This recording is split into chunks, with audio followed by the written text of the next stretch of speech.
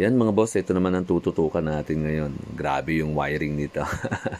And ito na po yung last na i-rewire natin sa ngayon.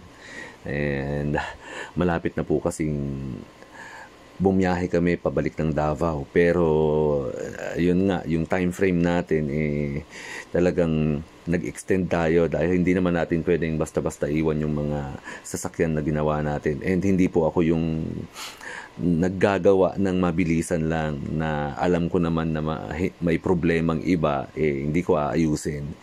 Siyempre, pinagkatiwala sa atin yan ng mga clients, so kailangan ayusin natin maigi. Pasensya na po kayo sa boses ko ngayon. Medyo tinamaan tayo ng sakit ng ulo, ubo, sipon. Yan, dahil din sa panahon. Ngayon naman, nabababad lagi sa initan. O diba ang sexy-sexy ng boses natin ngayon? Bedroom voice. So ito po yung ginagawa natin ngayon mga boss, rewiring, at grabe yung ano nito, ang dumi ng pagkaka-wiring nito.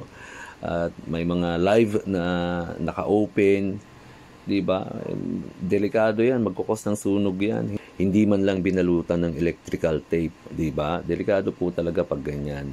And ang dumi niya, sa tingin ko sa ano to, busina, tapos sa rod fan, sa aircon, yan po yung mga gamit ng relay nila na nilagay dyan.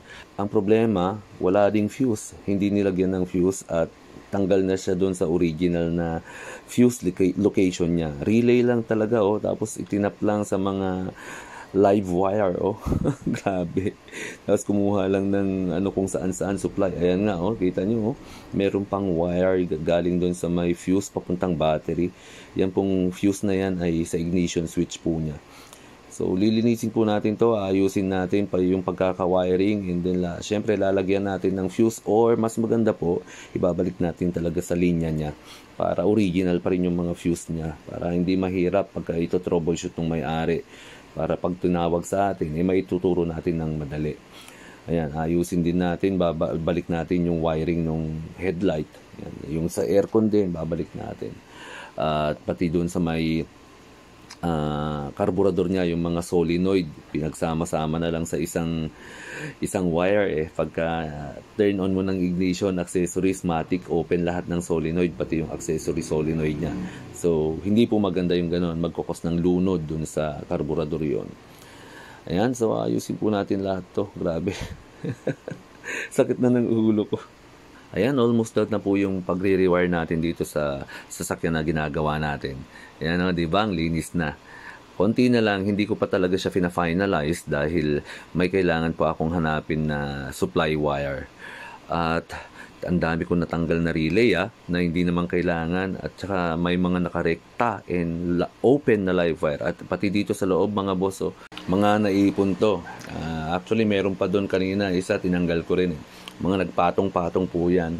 Pag nagpapa-install tayo ng keyless entry kasi alarm, hindi na nila tinatanggal yung dating nakalagay. Ayan, dapat tanggalin din natin tayong mga nag-i-install. Mas maganda, tanggalin na lang natin para hindi madumi at saka hindi na iipon dito sa loob. Kadalasan pa nahuhulog-hulog, tumatama sa paa natin, istorbo pa, di ba? Tumatama sa paa ng driver yung mga wires. Masakit sa mata tignan. Ayan, so eto mga to, ayusin ko pa po, at saka titignan ko muna kung saan ang nakakabit tong mga to. Baka mamaya may maputol tayo na kailangan pala niya. Ayan. Sa mga nagdi-DIY, wag nyong basta-basta gagawin to. Baka mamaya hindi may maputol kayo tapos hindi na mapaandar yung sasakyan ninyo. Ayan, so gagawin po natin lahat to, lilinisin natin. Ay, salamat. Makakahinga-hinga na rin tayo. So ayan po, malapit na tayong bumiyahe pa Davao, at yung mga gusto pong magpagawa along the way, message na po ako para sa confirmation. Salamat po.